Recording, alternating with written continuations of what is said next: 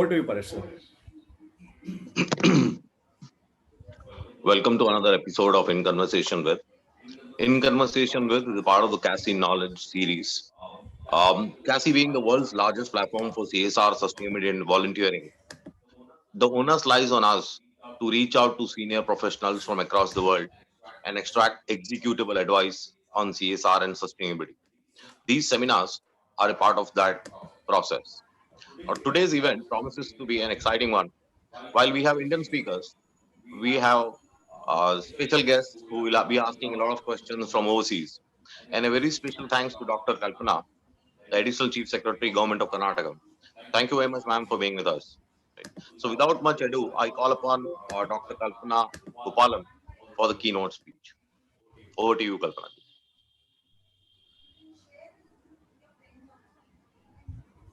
Ma'am, you are on mute.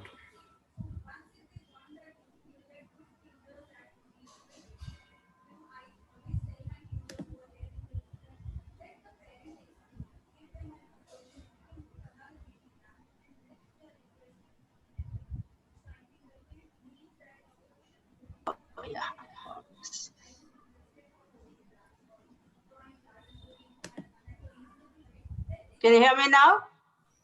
Yes. Good evening to all of you. Thank you all for being here. My commendation to the organizers at CASI for putting together such a program and for giving me an opportunity to interact with all of you. My special thanks to my co-panelists who are here with me this evening. Today I'm going to speak about personal and collective social responsibility in a global world. The concept is very simple, something that we have known all along, but it is equally impactful. In speaking of personal and collective social responsibility, I am going to present some simple arguments before you, destroy some myths and fallacies that we entertain as a society and as a people, and draw you, but I will do so gently, out of your comfort zone, and share with you some of my own learnings from my 33-year work experience as an officer of the Indian Administrative Service, which is the premier civil service of India. I'm also not going to do some things today. I'm not going to give prescriptions.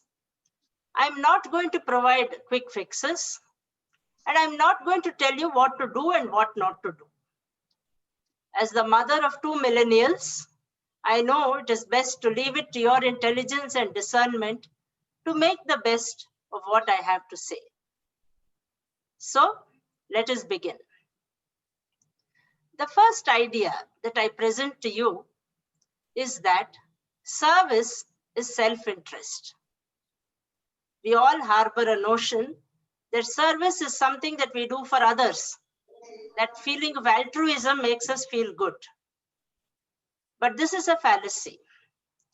As head of the National Social Service Scheme, NSS for short, those of you who are from India would be familiar with the NSS. I have met many young women and men who enroll as NSS volunteers. Their initial motivations are trivial. Either it is mandatory in their university, or they get extra marks, or their friends have enrolled. But once they undergo the NSS experience, they become truly and genuinely involved. This made me think, why choose to serve? The rationale for service lies not just in what you do for others, but what it does for you. First, service instills an understanding of the society that we live in. Remember, whether you are a doctor or lawyer or accountant or a civil servant like me, whether you join a for-profit or a non-profit or a government, an intimate knowledge of the people with and for whom you will work will give you a head start. When you serve, you stay in a community, identify its needs, understand its dynamics and relationships, involve with the local people, all directed towards using your knowledge towards solving the problems of those that you serve. There were some recent floods in North Karnataka, which is the place where I work. And in 2008, we had similar floods in a district called Kodugu, where I supervised relief and rescue operations. In both places, I saw volunteers performing exemplary work in disaster management. They could do so because they empathized with the affected community. Thus, service enhances your understanding of society. Second, service enhances your organizational competence. You learn organizational skills, and more importantly, you learn to utilize resources in the most efficient way to maximize impact. Some time ago, I was chief guest in an immersion program of the SBI, State Bank of India. It is our premier bank, the SBI Foundation. I was amazed to see young engineers creating solar cookers with just aluminum foil and basic utensils, and setting up small solar power projects with nothing more than used batteries. Any service project provides a time-tested immersion experience on a shoestring budget. Whether you are organizing blanket donation or cleaning your campus, you learn respect for work and the ability to do a task quickly and effectively. Third, service enables you to gain as an individual. If you are from a privileged, affluent background, you learn to empathize with those that are less privileged than you. If you are from a rural background or have less exposure, you gain in confidence as you meet and mingle with like-minded peers from different parts of the country or the world. I remember Arun, a young volunteer in a social service camp in Belgaum. He hailed from a rural area in Mysore district, and he felt that traveling to Belgaum, which was a few 100 kilometers away, it was akin to visiting a foreign country for Arun. Everything, the food, the people, even the way the local language Kannada was spoken was different. Yet, by the end of the 10-day camp, he wept on the dais at the thought of leaving his new friends. So, service is the highest manifestation of self-interest, a platform to score marks in life, to find your inner merit, and to become the best that you can possibly be. The second idea that I place before you is the concept of personal social responsibility. The premise of PSR is that service is your responsibility. Social change and service to the community is not someone else's job. It is yours, mine, ours. That is why I like to call it personal social responsibility or individual social responsibility. For too long, we have cultivated the myth that public service is the job of governments, and more recently, the job of corporates as CSR. But by just being a member of society, we owe debt to those around us. If we transfer that burden to a government or a corporate, not only are we shirking our responsibility, but also investing those entities with too much power. You saw this during the COVID-19 crisis. In my city, we needed municipal marshals just to ensure mask wearing and social distancing. If we want government to enforce behavioral change or behavioral discipline, we will pave the path to a police Raj. If we ask a corporate to do this, then we will be shelling out precious money for something that simply needs only a bit of behavioral discipline. Moreover, we will be diverting resources, public or philanthropic, away from more essential causes. So, social responsibility is personal and individual. But there is something more than this. I can contribute towards my personal social responsibility by teaching a child or planting a tree. But COVID-19 has brought home to us that there is something more than that. It has taught us that the impact of our actions go beyond our individual selves and our immediate circle to have a wider impact. If I wear a mask, I protect myself, but also my colleague, my family, and the larger community. If all of us are cautious, society benefits as a whole, and each of us benefit by not contracting the infection. If there's one weak link in the chain, then all of us become vulnerable. So my second argument is social responsibility is not just personal, but communal. It is a collective social responsibility. Now comes the third question. How do we practice our PSR and CSR, our personal and collective social responsibility? I am a member of several social and online networks, and again, service-minded people approach me. I want to do something for society. Please let me join you and do something. My reply is always the same. My motivations, my expertise, my approach are different from yours. Don't look outside yourself for motivation or direction. Look around you, those closest to you, your family, your friends, your staff. Identify the one who needs help most and then serve them. You will find that this will create a ripple effect, and soon your circle of service will grow and grow. The second element of a service approach is identify what you are good at, your own area of expertise, interest, or passion. Then share it with those who need. In my case, I have the benefit of learning or knowledge. Over 5 decades as a student, I am a continuous learner. Over 3 decades as an IAS officer, and over a decade as a volunteer. I have been blessed with both academic knowledge and experiential knowledge. It is this blessing that I seek to share. I found with experience that I have a gift for translating complex issues in simple language. I also found that I can put a point across with brevity without spending too much time beating around the bush.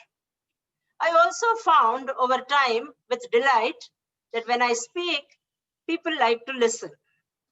So, a combination of circumstances, interest, and audience reaction made me find a vocation as a speaker.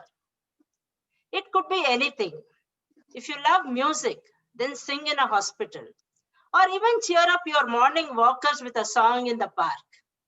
If you enjoy the pleasures of a Shakespeare or a Tagore or a Ghalib, recite it to open the horizons of your neighborhood kids.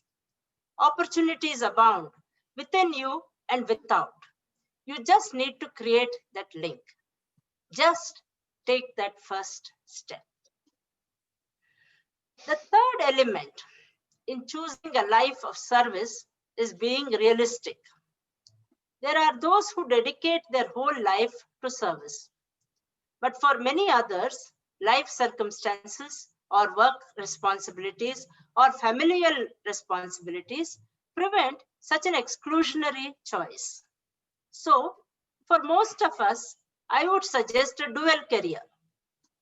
You keep your work career, which is your bread and butter, and practice a second career, which is a career of service. For instance, my daughter is a lawyer, but she spends her spare time volunteering for a home for stray cats. So, that is what I leave you with. First, by serving others, you serve yourself too. Second, each of us has a personal social responsibility to the community. Third, social responsibility goes beyond the personal to become a collective social responsibility in an interconnected world.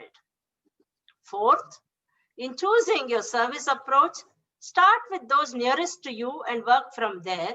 Share what you are good at and passionate about.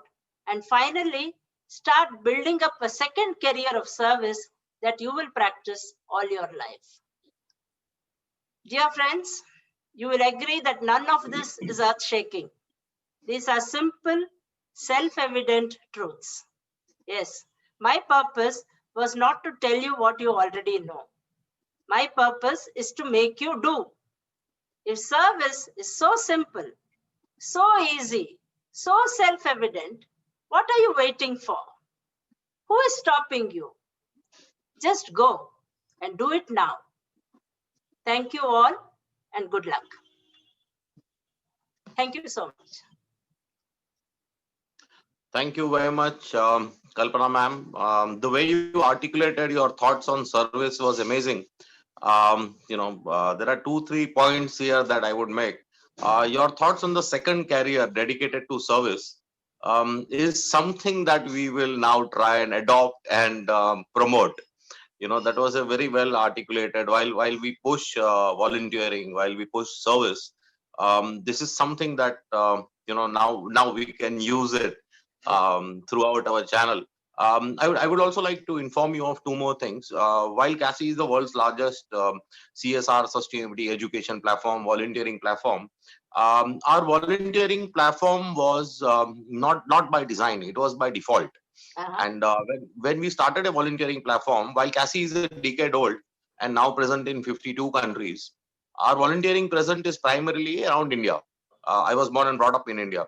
So, we started a volunteering platform and we encourage students to volunteer for 1 hour every year. Only 1 hour every year. And that is how we really started.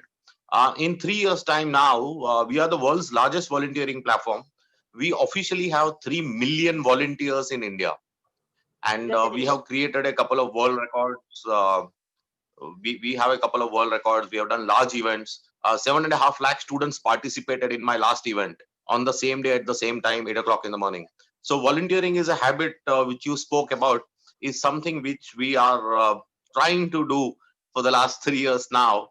And your personal social responsibility is something that we promote across 52 countries.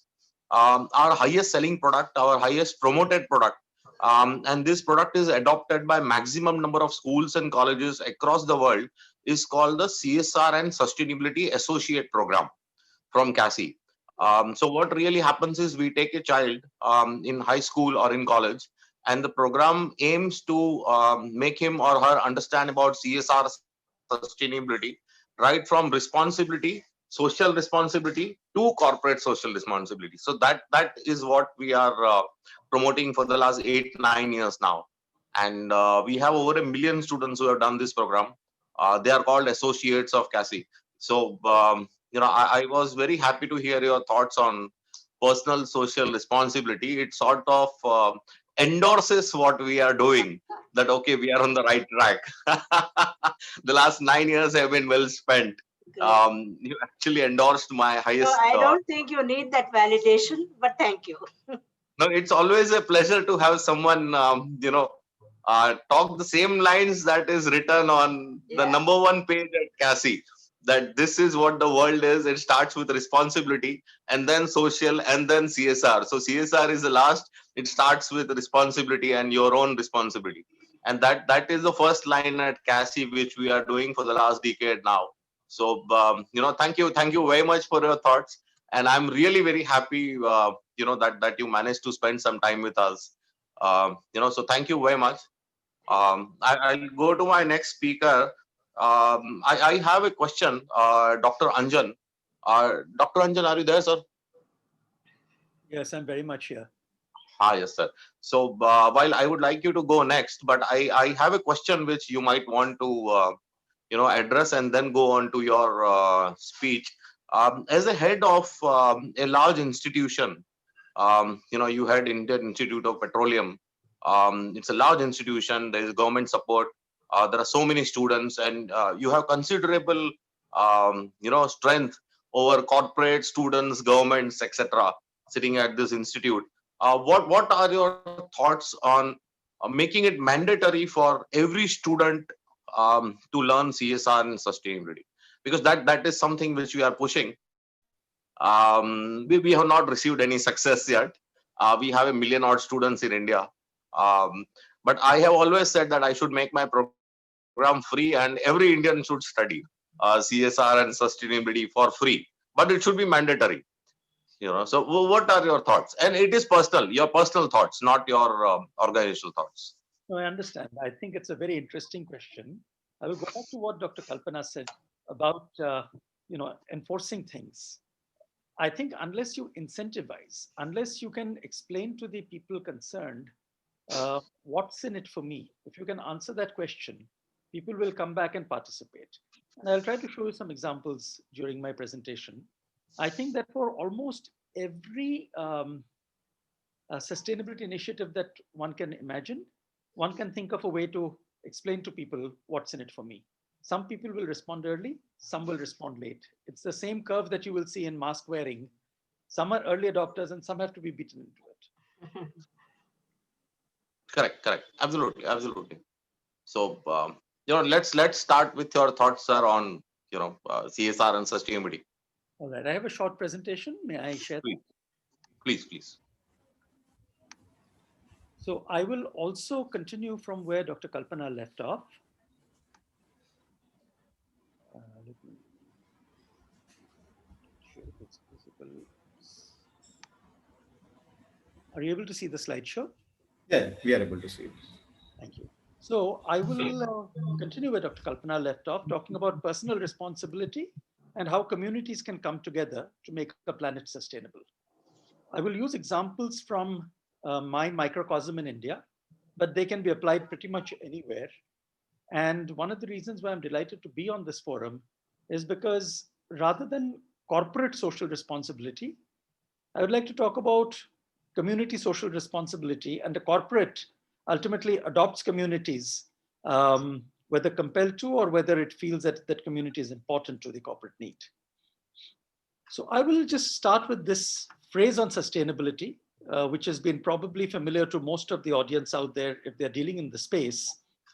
But as of today, more than half of the animals that were there when I was a child are not there. I personally know of species that are missing. There are fishes. My classic example is the Bhakra Nangal Dam, which is a place where I spent many happy months of my childhood. Looking at the fishes in the waters of the dam, the species have shrunk to just 3 or 4 that one can identify. There would have been at least 20 at the time. And there are parts of the world where it's more hit than the others. The Amazon rainforest is among the, I would say, the negative examples to hold up. One of the root causes of sustainability issues is what we call overconsumption. And this is one of my favorite charts. It's called country overshoot days. If on 1st January, everybody in the world started living like Qatar, the world's resources would be over by 11th of February. And for every other country, depending on how you consume, the overshoot day reaches somewhere. Interestingly, India is not on this map. That's because there are 2 Indias. There's a hugely over-consuming India, and there's a hugely deprived India. And the deprived India, or the one that is not able to consume adequately, falls off this map at a very large percentage, so it overweighs the over-consuming India. But around the world, you can see almost every country, even Ghana is on the map. China's out here somewhere. Yeah, right here, June 13th. And if we can get everybody off this map, we have reached sustainability. Until then, we really haven't. So the way to think about it, I'm going to take a microcosm that I deal with regularly, something as prosaic as carbon atoms. Not speaking as a chemist, but speaking as a layman, India is a carbon deficit country. We import 350 million tons of carbon atoms just for fuel purposes. And then if I wanted to not do that, I would have to either reduce my energy requirement or go to the usual wind, solar, geothermal, non-carbon energies, or maybe, just maybe, I could use domestic carbon atoms if I can find them.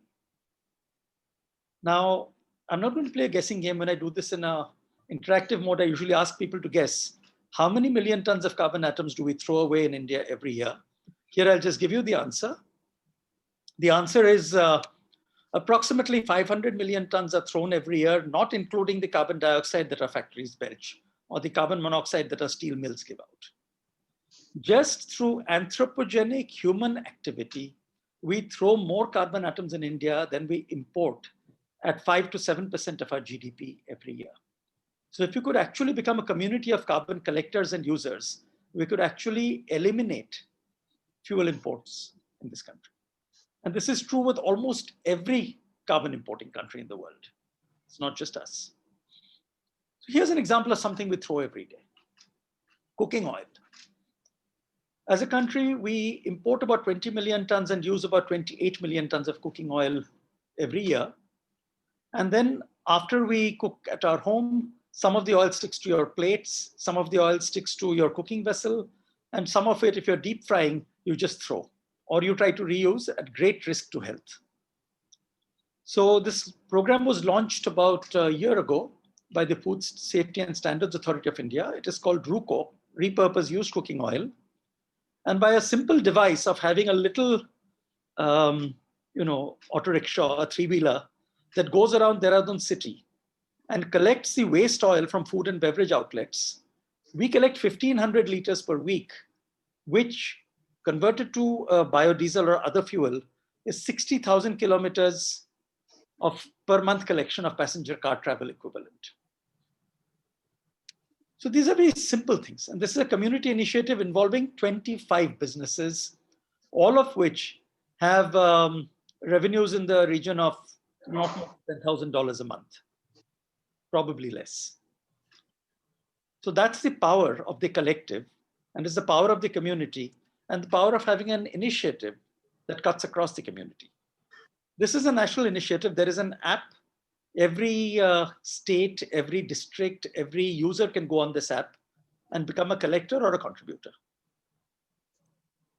So we believe that we can collect 2 to 3 million tons of these carbon atoms within the next few years, maybe 3 years, maybe 5 years. And that would be enough to give fuel security to almost the entire Indian farmer community. So the diesel required by all farmers could be made in every village if we could do this. That's not the only place where you get this oil. You can also collect oil that is simply thrown away or falls on the ground and is never collected in the form of seeds. So whether it is rubber seeds or the infamous tobacco seeds or the much debated hemp seeds or the popular flax seeds or the bird seed that Amazon buys at $7 a kilo from Indian farmers who get paid 20 cents a kilo. Any of those seeds can be crushed into oil, and that oil can be made into biodiesel. It's a very simple process, the way we have designed it. You can do it in a laboratory, you can do it in a classroom, you can do it in your kitchen. All you need is a magic solvent that we provide. It's not very expensive. You add everything, you leave it overnight. You can give it a shake if you want. You come in the morning, your biodiesel is ready, and there is a layer of glycerine at the bottom, which you can either sell to a refiner to use in cosmetics or personal care, or you can sell it to users of glycerine for industrial uses. India has 600,000 villages. If we get to about 10%, which we think we can, and we have one of these units in each village, that is the equivalent of a large-scale refinery, such as the ones you have in Poland or the ones you have in Romania today. The same oil can also be used to fly jet fuel, to fly jet planes. We have actually flown a plane. I was privileged to be on it from my city, Dehradun, to Delhi. About 2 years ago, I was on the plane. This is a fuel we make. Every single day, we make about 30 liters of fuel in our campus using our own little team of 10 students and a couple of scientists. And we have flown this fuel on military planes in India. They still continue to fly regular sorties. And we've flown it on Russian platform aircraft, which have never been done before in the world. It just shows again the power of the collective. Here's the other collective I will talk about very briefly. This is plastic waste. It's everywhere. This picture is from Bali. We know it's everywhere. What can we do about it? if you tell people segregate plastic at home and put it in a bank, you're talking about the sustainability. Can we teach everybody to segregate and put it in a bank? Will they do it? Everybody knows that it can be done. Now, I do it because in my campus, we convert plastic to something. I'll tell you what it is. But to get other people to do it, there are ideas across India that are beginning to flourish. In Assam, in a school for underprivileged students who work exactly as Dr. Kalpana described in the National Service Scheme and in other community initiatives, a socially conscious village school near Guwahati, the state capital, pay their fees in the form of plastic waste collected. So they go around and collect plastic waste from the community. And when they deposit that waste, it is credited against the school fee. In another largely tribal state of India in central India called Chhattisgarh, which is also where the farmers produce the base oil from where we make our jet fuel, there is a municipal cafe called Garbage Cafe, which will give you a free lunch or dinner coupon for every kilo of trash you bring in, segregated, or a breakfast for half a kilo. You need these incentives, not necessarily because people should be incentivized to think of the community, but once you incentivize them, they get into the habit and the word gets spread. That's the reason why. What do we do with this plastic? We have within our system ways to make these little paver tiles. There are now 6 of these factories in the country. We're planning to set up 3 of these more in Delhi in the next couple of years. You can also turn them into a bitumen mix for paving roads, and some, with some very simple processing, you can pave internal roads of gated communities, of small colonies, as long as there's not a lot of heavy vehicle travel. These roads are pretty durable, and what is even nicer is they're waterproof. So if you put drainage along the side, you can do water harvesting along with that. This Christmas tree-like lit thing is my pride and joy. It's a plastic to Euro 6 diesel plant that we built here about a year and a half ago. It is now being demonstrated. We take 1,000 kilos every day, 5% of Dehradun city's waste plastic, and we turn it into Euro 6 quality diesel every day.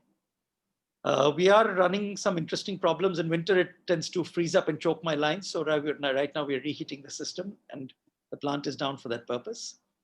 But we know, we can say with confidence that there will be a day when plastic will be a valued resource. Just as today, used cooking oil is a valued resource. People are willing to pay as much as $500 a ton for used cooking oil because they now know it can be made into diesel. This is all I wanted to really show. But how do we measure the impact that we've had?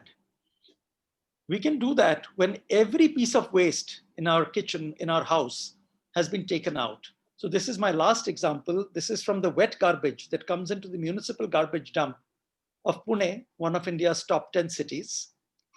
And in the garbage dump, from all the kitchen waste, they make biogas. Biogas is made in many places around the world.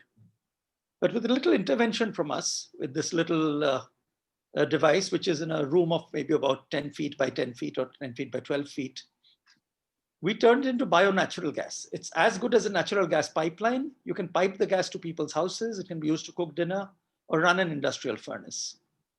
And the government of India has a scheme called Satat, where they pay for this natural gas. They encourage gas companies to pay for this gas if it is provided by entrepreneurs who put up such gas units.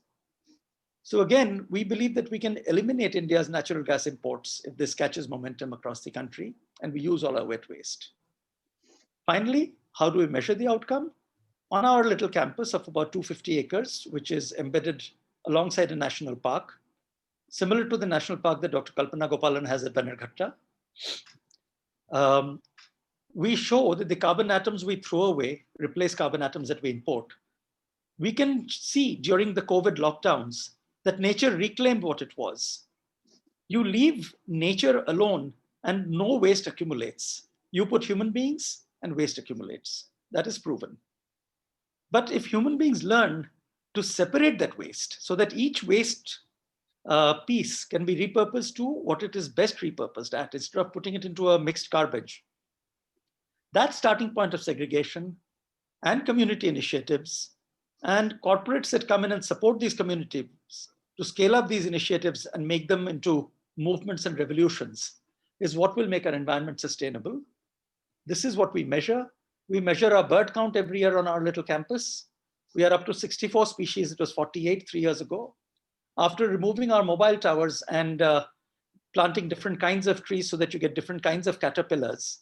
I mean, I didn't know that the same tree can have different caterpillars at different heights of a tree.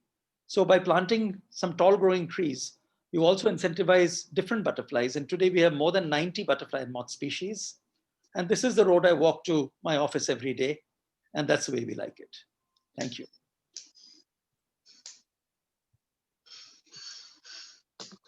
Thank you very much, Dr. Anjan. While I do have comments on your presentation, and I'll tell you things that I'm going to adopt from your presentation. There is one particular thing where I'm going to reach out to you offline, on replacing carbon atoms. I would love to have some more material which we can, circulate to all our students. But this last slide was absolutely amazing. The road which you travel to your office every day. I'm sure everybody on the panel is envious. I can show you the road where I travel. It's full of cars, so you can look at 1,000 cars forward and 1,000 cars backwards. And that's how I really travel. I can see Jyotsna is laughing. So that is an amazing thing. You have an envious life and a position, sir. So that was amazing. And I'll take it offline with you, but I will be reaching out to you for this replacing carbon atoms app. Maybe we can ask all the schools and colleges affiliated to us to promote the apps. So that is something that I'll reach out. But thank you very much for that presentation, sir. That was a very nice presentation. Can we move on to the next two speakers of the day? Minakshi ji and Jyotsna ji, do you have any questions? Would you like to take it forward, Jyotsna ji?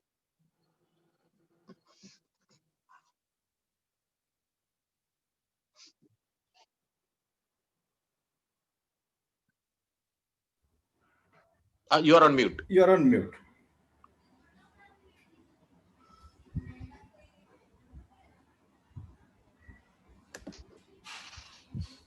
Yeah, what I wanted to find out was, hello everybody, and I'm really privileged. I feel very privileged to be sharing this panel with these distinguished guests. Thank you very much for inviting me.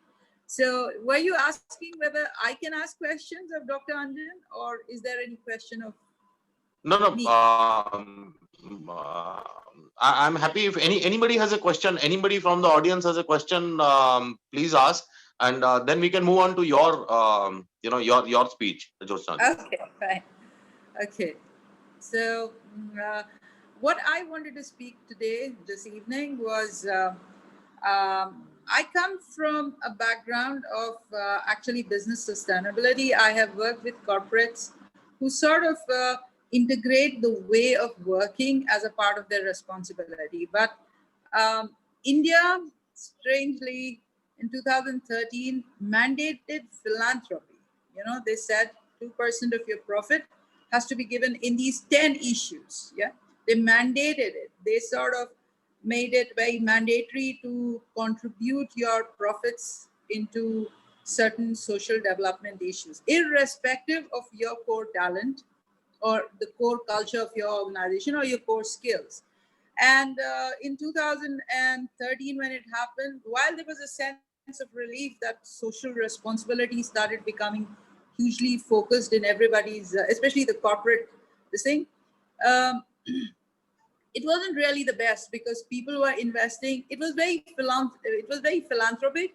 I mean, it was very, you had some money, you supported a school. You didn't have money the next year, sorry, tough luck, school, please look after yourself. So it was not very sustainable. And I'm very glad to say that, 6 years into this system, we're actually the 7th year we are into the system, we're seeing there's a huge level of maturity that's coming in India in the way these CSR funds are being used. So while it does continue to be in a philanthropic domain, there is a lot of science which is sort of coming into the way the corporates in India are talking about talking about social responsibility. And I would like, I mean, you know, so what I really wanted to talk to the in this panel was the very innovative changes that are happening in India, very discreetly, very much under the radar, but the type of changes that are coming up in the way social responsibility is getting integrated into the way business is being done are some of the things that I wanted to share with you.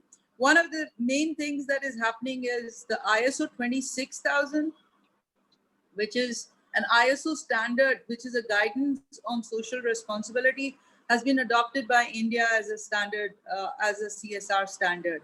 Now, ISO 26000 for the first time gives us a framework on which organizations, whether they are corporates or NGOs, can map their activities and report in a way which is consistent.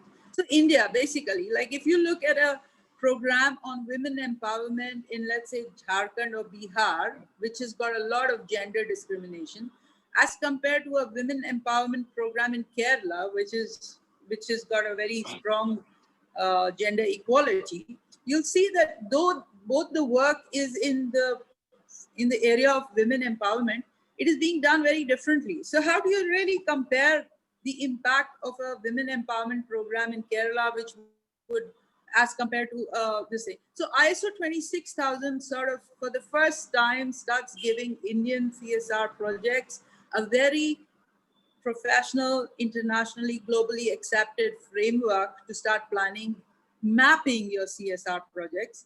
And ISO 26000 aligns it, is the mother standard for the UN SDGs.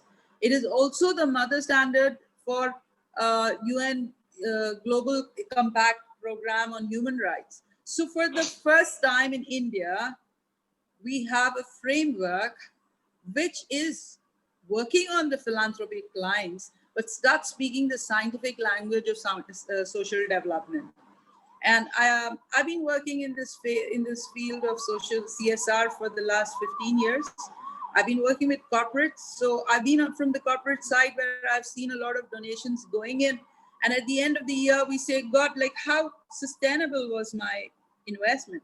And just to let you know, since 2013 to 2020, 2019, 55,000 crores has been spent. It's almost, for the people who are not from India, it's almost 500 billion US dollars has been invested in just CSR, the mandatory CSR projects. That's a huge amount of money.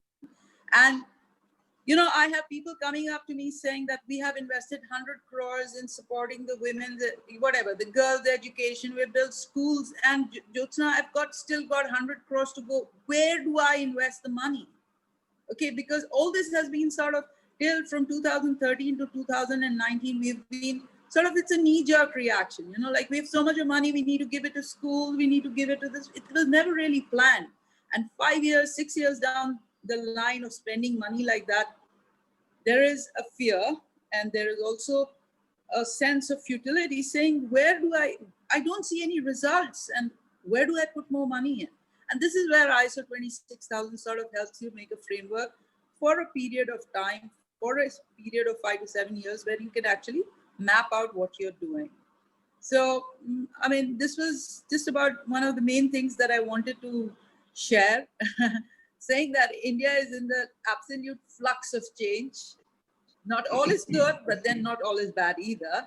And I see that we will, there'll be a huge confluence of the art and science of CSR in the coming days, because we have got some very good developments happening in terms of standards and accountability of the CSR projects. Thank you so much.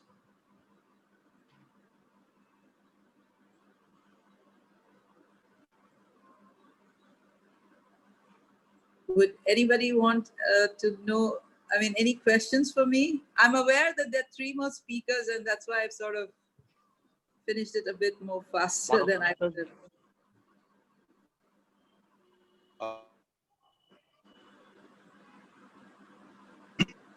Am I on now? Paresh, can you hear me? Pareshji, we can't. Pareshji, we can't hear you. Now I think we can hear you a little bit. Are you there?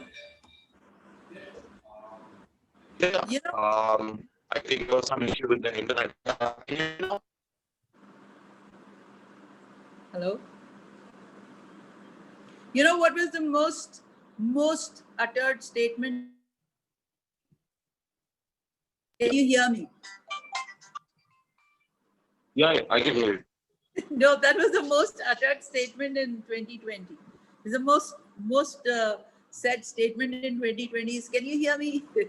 Because all of us have been on.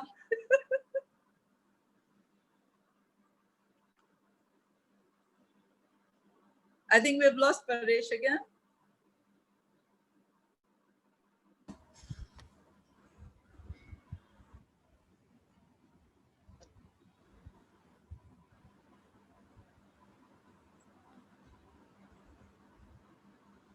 Hi, Paresh, you there? Yeah, I'm here. Yeah, we can hear you now. Yeah, I shifted from one internet connection to another internet connection. So, again, automatically, but somewhere my devices decided that we need to shift from one to another. So I have a question, Jyotsna. Can I ask a question? Sure.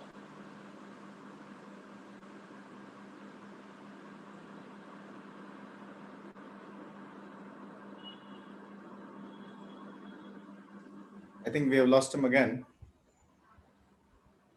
Yeah, he's back in.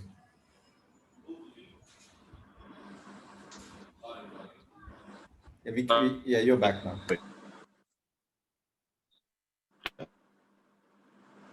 No? Yeah, Paresh? Yeah. So, what is, where does the ISO stand on using CSR funds for promoting entrepreneurship? Yeah. For promoting what? Entrepreneurship.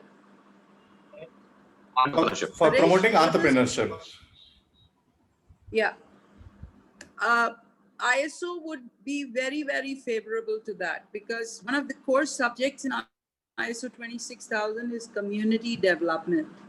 And when you're talking about community development, you're also talking about human rights, you're talking about labor conditions, you're talking about equal opportunity. And if the CSR funds can be employed for entrepreneurship, it's very much within the scope of ISO 26000. It is also very much within the scope of the Companies Act 2030. But what is more important is to see that the profit, entrepreneurship, and the revenue and the profitability that would be generated out of this entrepreneurship has to be managed well in such a way that it sort of feeds into the community and all that. So yes, it's very much within the scope of ISO 26000 as well as the Companies Act. No, so entrepreneurship, any entrepreneurship which is promoted from CSR funds cannot make profits.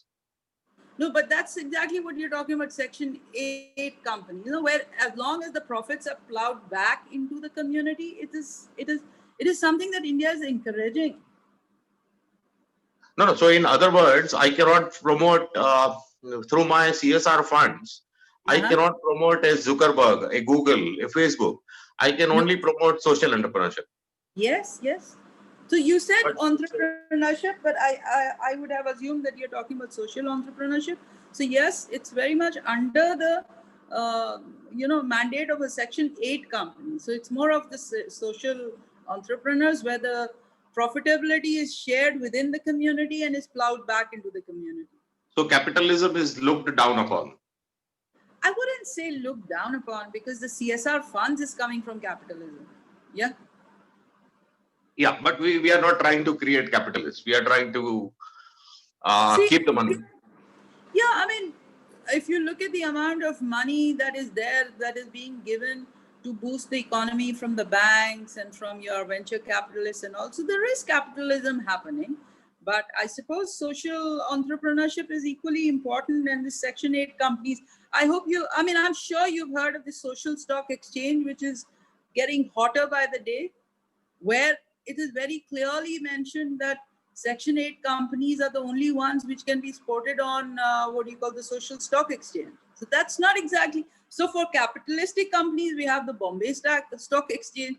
For the social entrepreneurship, we have the social stock exchange. So I suppose, yes. Sure. I understand that. So you see, I come from a corporate background, and I work in this field of social things. So somewhere I balance both these. I come from a corporate background, and I now promote CSR and sustainability. But I'm a capitalist by nature, so I promote capitalist. And I'm of my personal opinion, not necessarily CASI's opinion, is that CSR funds should be allowed. We should be allowed to promote Zuckerbergs of the world. Absolutely, And, I agree. Not only we cannot forget that the CSR funds are coming from a capitalistic economy. And I mean, especially in India, when we're talking about 500 billion US dollars being invested in CSR, it is the shareholders' money. Okay, there is whether he's a philanthropist, whether he's giving 60% of his personal wealth for philanthropy, we have to realize the money comes from a capitalistic world. So we can't kill the golden goose. Sure, absolutely. Let's move on to the next speaker. We have Yogesh ji, right, Mitesh? Yes, Yogesh ji. Yeah, we have Yogesh ji. Before that, I have a question for Vanda. Vanda, what happens in Poland?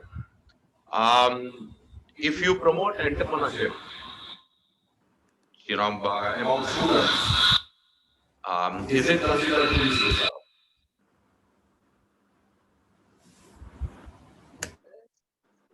You asked me what is happening when entrepreneurship is promoting from this promotion is just from company money.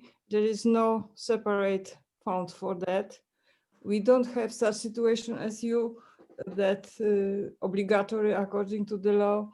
We have to spend some money for CSR. Mm-hmm. This is totally volunteering. It depends on the company CEOs and strategy. And now there is a great move in the direction to make strategy, sustainable development strategy in corporate and small and medium enterprises. Of course, this is the beginning, but there is a lot of information about that, and I hope that it will be. Sure, absolutely. Thank you very much for your thoughts, Vanda. Yogesh ji, welcome to the seminar. We would like to have your thoughts, please, on CSR and sustainability. What happens at your end?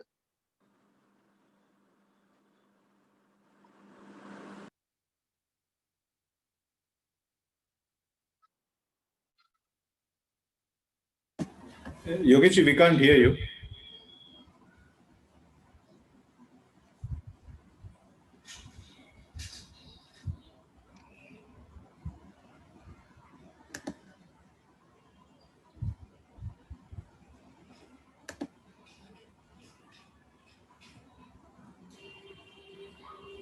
We can't still hear you.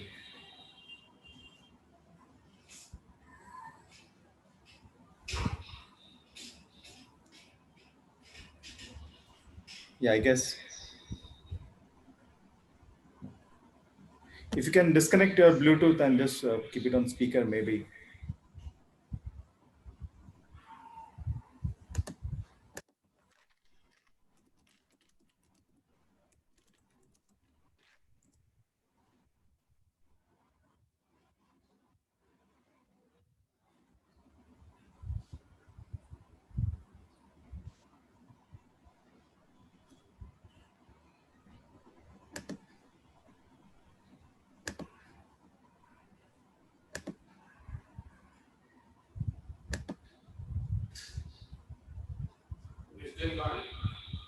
Yeah, I've just put him in the waiting room and I've just taken him back.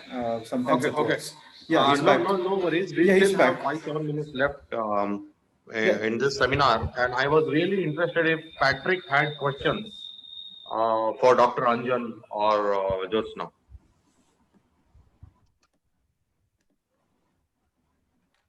Yeah, sure. I mean, regarding, I have several questions, but to Dr. Anjan, regarding all this carbon to value, I thought he had so many good examples of having the technology and how to do that. Maybe, I mean, what are the things that are actually stopping it from happening? What are sort of, if we can better understand what those things that are hindering the thing happening, then maybe we can figure out what is needed to stop those. I always think of it as like some kind of a barricade, a wall against the process, if that makes sense. Great question. I think the hindrance is what Dr. Kalpana talked about at the start, is what's in it for me, right? How do you incentivize or persuade or compel? I'm all a big believer in incentivization, but essentially it's about inducing a behavioral change.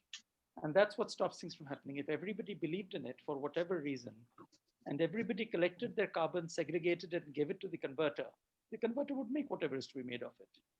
So the key is that the wall is the collection mechanism, an affordable, efficient collection mechanism where somebody doesn't get into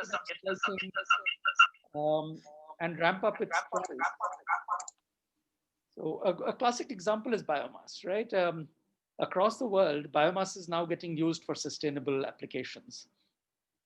And biomass was wasted, it was dropped in the field. But the moment people started buying it, along came the middlemen, the aggregators, and they will buy the biomass for $20 a ton and sell it for $100 a ton. And at that point, it's no longer viable. So if the community came in, there are very good models. For example, if you went to the UK and saw a model called Sustainable Hockerton, a whole village adopts sustainable practices and they become shareholders in that community. So they have a wind farm where they've all contributed, they do sustainable community farming, whatever they do. The money comes back to the community and everyone's a shareholder. So I think models like that are needed so that people participate and volunteer both their time and their money as capital to the effort and then earn a return. This is my belief. Yeah, and I guess those models need to be shared so other communities can build on those success stories and do the same thing. Yes, that is right. That's why I gave a couple of examples, because those examples I gave are working. Like in the city of Dehradun, we now have 12 plastic banks. A year ago, we were collecting 100 kilos of plastic every day. Now we collect 1,200 kilos. And the city throws about 20,000 kilos. So we think we can get to half of that maybe in the next 2 to 3 years. Wish you the best of luck. It's definitely a great effort. Dr. Mitesh, can you hear me now?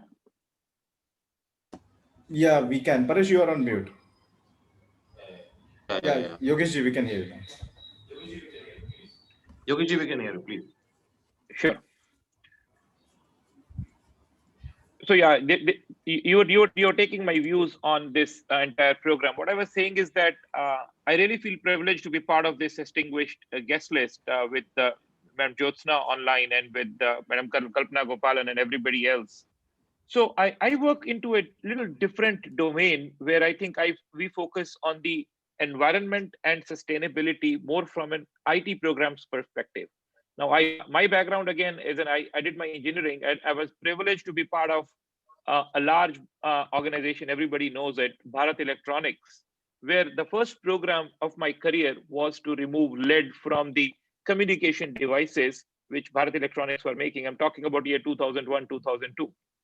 So now, at that point of time, talking about lead and talking about technology where we can remove the lead was again something like always sound weird. Why are we so focused on removing lead? But I think now, as the time changed, everybody is talking about lead-free paints, not even communication devices.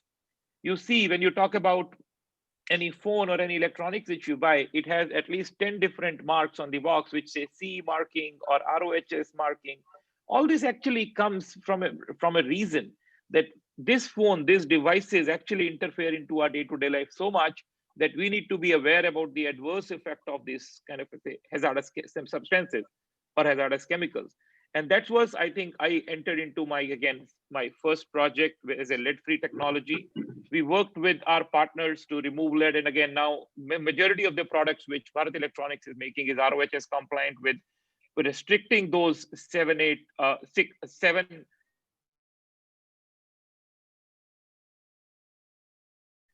restricted substances which shouldn't be mixed. But it didn't end here. I think this was the start of the journey. Very soon I was able to move to my next phase, in which I was closely engaged with companies and associations who were talking more onto the environmental impacts. So we worked with another company in Gujarat who were collecting the hazardous waste from industries and household. Now, all this hazardous waste has all the necessary norms to be rightly disposed now, because this hazardous waste has its own adverse impacts. So how do we collect the waste? How do we kind of neutralize the waste? Before it goes to landfill, all the hazardous ingredients has to come out of it. So those things, again, how do we take care of it from an organization perspective, then to my management perspective is something we worked on. So this is more on the, again, our IT engagements, which we do with multiple companies. But I think, as I said, the objective on this forum is different. While I'm excited to talk about the other projects which we are doing with the companies into the environmental space for reducing their carbon footprint, for kind of reporting into the CPCB, we were all closely engaged with state of Telangana for promoting the reduction of the SOx and NOx and ppm levels, and then having those notice boards on kind of the awareness programs for the industries to reduce their emissions. But if I talk about again, charity always begins at home. Before even we get into the stage of going and promoting, at our internal organization, we have this 4-quadrant program on sustainability, which says that education, environment, we call community care, and health. And again, all these 4 pillars has been kind of devised in such an integrated manner that we look into an internal aspect of these 4 pillars before we go out. So if I talk about education, every quarter, the employees as well as the associates, along with our partners, are again voluntarily are getting into this educational program. So some of my team members, they spend X hours every month with the Zilla Parishad schools in kind of in educating them, spending time with them on various kind of trainings and our learnings from the life. Similarly, we have environmental, where we probably work on multiple initiatives. Community care, we are partnered with multiple organizations, and on the health, where we are spending a lot, we do a lot of kind of camps and awareness things. So idea is definitely that both on the IT side, where I personally get involved with my partners in understanding their sustainability requirements more towards environment, because that's what probably I started my career with, and in the last 20 years, I probably have been working with many of them. From an organization standpoint, we completely agree to give it back to the society from where we live in. And it is always kind of reciprocated. We take So from the society Yogesh, and can we I give it ask back. you a question? Please. Yeah. Absolutely, So, Mr. Paresh. Go ahead. see, while IT companies are non-polluters, so whatever you do, it looks very nice and comfortable. Okay, we give back to the society, or we're doing volunteering. It looks awesome on the file because you are a non-polluter, so you are always in the plus. But last week I was having a discussion on the same seminar with somebody from Salesforce, and so I will ask the same question to you.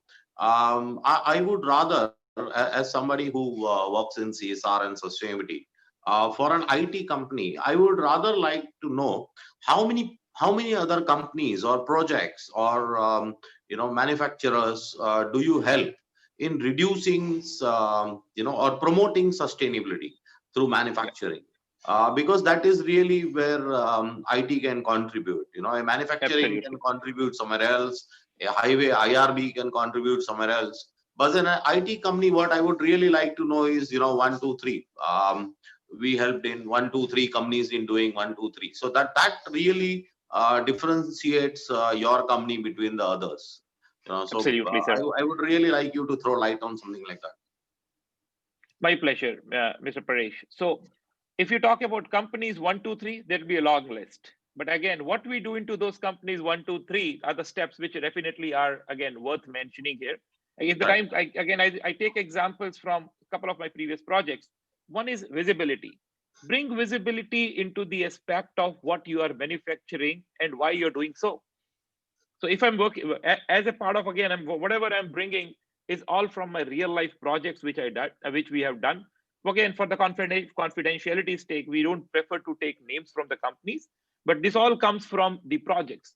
For an electronics manufacturing company, we always look at this sustainable supply chain, a compliant supply chain, the products which does not come from the we call it as the blood diamond region, or we call it as the what we call it as the Ghana, and specifically on that Brazilian part where there is a lot of child labor. So this is a supply chain. Conflict minerals, right? You're absolutely right. So on the entire supply chain of a product, if I'm manufacturing, again, a router, or if I'm manufacturing a kind of, they call it as the network switches, that switch, there shouldn't be any component which comes from the supply chain areas where the child labor is involved. So that is, again, a sustainable impact brought it into my supply chain to ensure my product does have a high sustainable value or sustainable rating.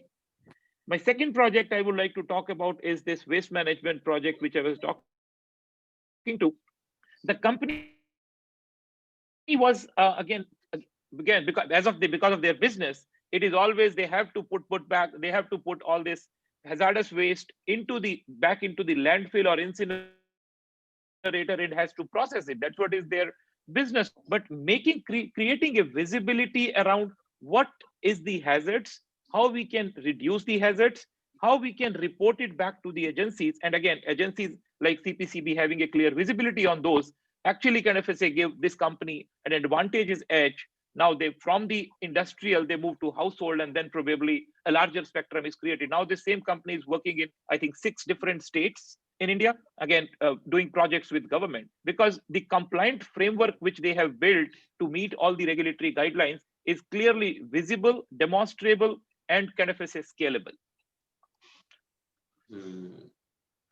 Correct. No, that was good, Yogesh ji. I would have to move on to the next speaker, Minakshi ji, in essence of time.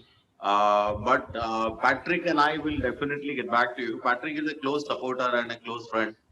He's a strong supporter of CASI. He's a European settled in China. One of these weeks we had a speaker, a very senior speaker, talking about blockchain and how do you use blockchain to source elements from a negative country like Rwanda, in or what you just mentioned, and still manage to ensure that it is official mining and not unofficial mining. So Patrick had a lot of questions on that. That was a long argument. We would love to do this argument with you. Absolutely Maybe both of us excited. can learn new things, but we will take it offline. Me, you, and Patrick. Thank you, Let's Mr. Paresh. welcome in. So I will take 30 more seconds, exactly Sure, 30 more please. seconds. No, And please, I know, please. sorry for stealing that time, because you brought in a topic which is again close to my heart. Working towards I think upcoming industry challenges. I think in the March-April timeframe, we picked up this something called as the COVID. Again, because of this, everybody was impacted with COVID. Again, with the COVID impact on the industry, we probably kind of started working on a program. Now we help the organization to come back from COVID situation, working from home setups, again, making sure that community impact is minimal, getting into that contact tracing application. We are working with a large mining giant based out of South Africa and UK, where we have built the entire contact tracing application where they can track the entire ecosystem. So not taking much time, but we are closely associated with the organizations and community to make sure that the impacts get minimized for all existing challenges as well. Sorry, over to you, Minakshi. Sorry for taking additional minutes. No, no, absolutely. Thank you, Yogesh ji. Thank you very much. We will definitely have one more discussion on this. Yeah. Minakshi ji, thank you for joining us. We would like to hear your thoughts on CR. Thank you so much for inviting me in today's panel. And first of all, let me apologize. My internet has been very unstable, and I really don't know how long it will hold. And it has been a very bad day for me from the morning, and I've been actually struggling to get it repaired and get this done. So without wasting any time, I'll give you a little background of what I do and where I have come from. So I started my career with the development organization, and I have spent a good 10 years with a national level organization called Helpage India, where I have worked very closely with the grassroots level NGOs. I have implemented projects and programs for different NGOs within the organization. And for a span, I have been also I have worked with Smile Foundation, and then I moved on to Sodexo, and today I lead the organization as their CSR head.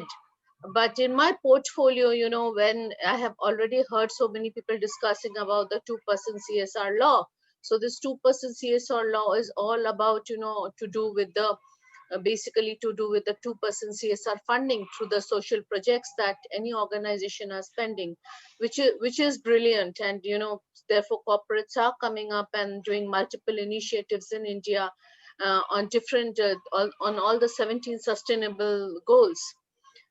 But as an organization, when I was given this responsibility to lead the corporate responsibility, I realized that, this is a very big terminology. So corporate responsibility is not only to do with the corporate social responsibility, but it is also to do with a lot to do with sustainability.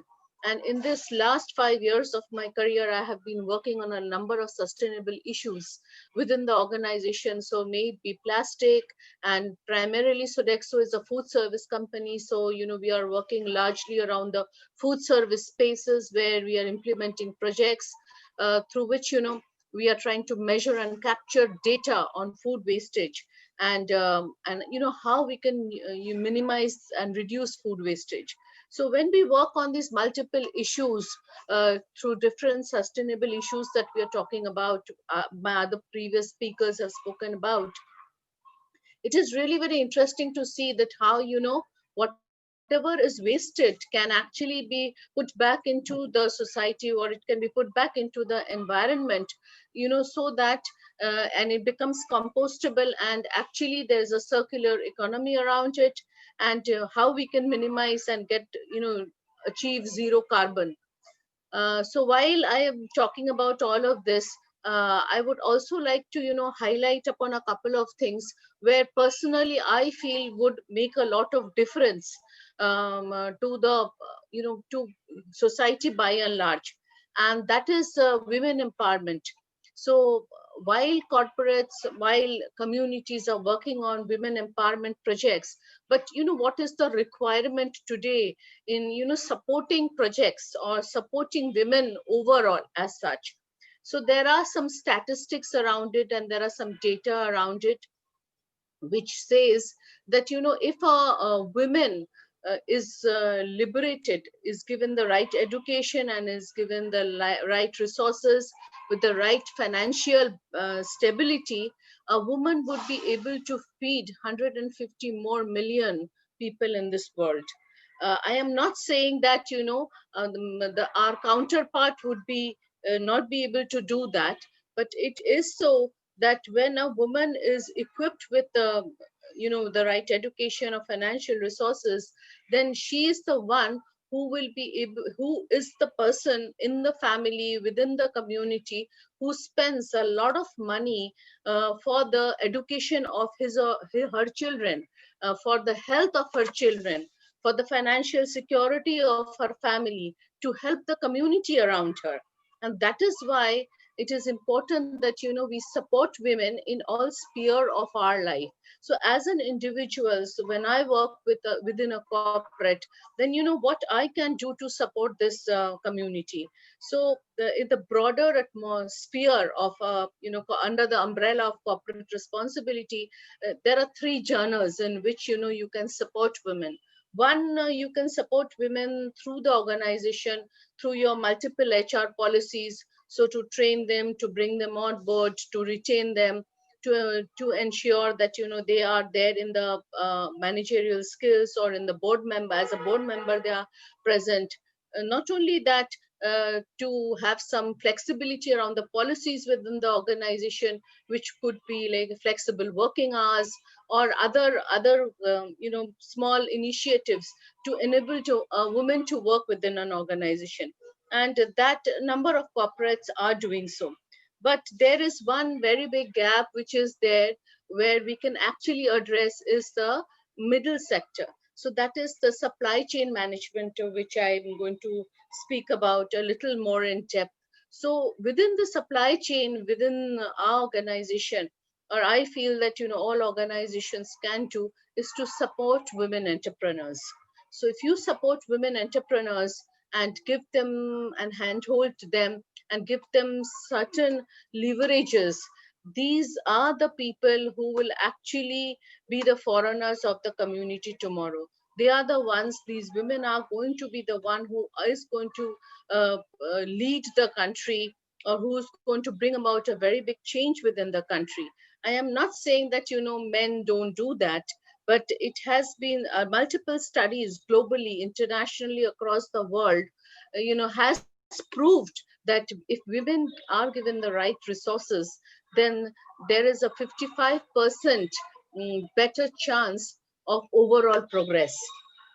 So with this, apart, then that is the middle segment which I'm talking about. And then the last segment that I want to talk about is the social responsibility. So whenever, corporates do pick up multiple projects, it could be related to plastics, or it could be related to carbon, it could be related to skills and education, or children's education, so youth livelihood program.